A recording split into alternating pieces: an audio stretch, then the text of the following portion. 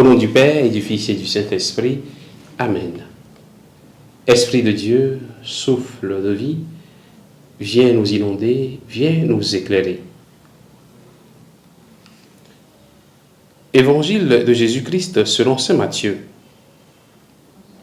En ce temps-là, Jésus disait à ses disciples, « Vous êtes le sel de la terre, mais si le sel devient fade, comment lui rendre de la saveur?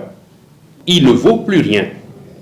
On le jette dehors et il est piétiné par les gens. Vous êtes la lumière du monde. Une ville située sur une montagne ne peut être cachée.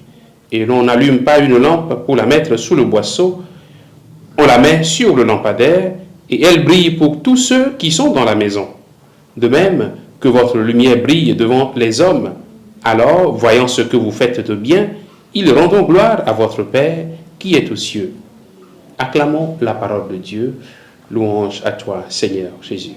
Bien-aimés de Dieu, frères et sœurs en Christ, nous sommes aujourd'hui le mardi 10 juin.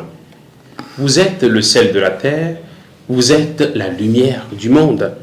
Bien-aimés de Dieu, nous avons de la valeur aux yeux de Dieu. Il faut en être conscient. Nous avons de la valeur aux yeux de Dieu. C'est pourquoi il nous dit aujourd'hui que nous sommes sel de la terre. Notre fonction dans le monde, c'est de donner du goût.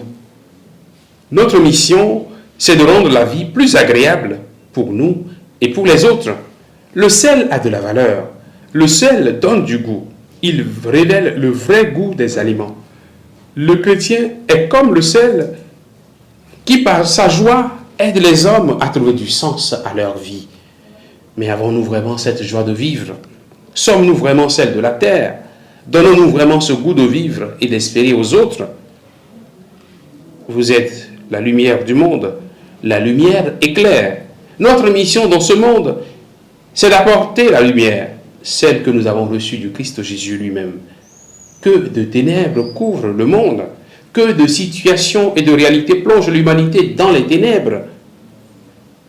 Que ce soit l'obscurantisme, les systèmes sociaux, politiques et économiques de mensonges, de soumission des hommes, etc.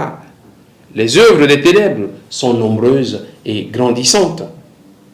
Mais que votre lumière brille devant tous les hommes, nous dit la parole de Dieu aujourd'hui. C'est ce que le Seigneur attend de chacun de nous, être lumière pour éclairer. Apporter sa petite lumière pour éclairer les ténèbres et les ombres de ce monde. Être guide, montrer le chemin, devenir crédible, porter une parole sûre et éclairante. C'est cela notre mission que le Seigneur nous rappelle encore dans l'évangile de ce jour.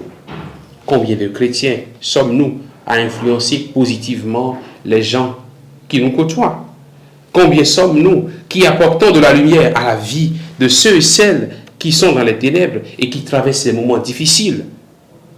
C'est ce à quoi le Seigneur nous invite en ce jour, être lumière pour le monde.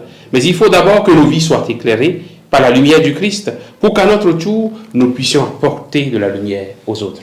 Que le Seigneur en ce jour nous bénisse et nous garde dans sa paix, au nom du Père et du Fils et du Saint-Esprit. Amen.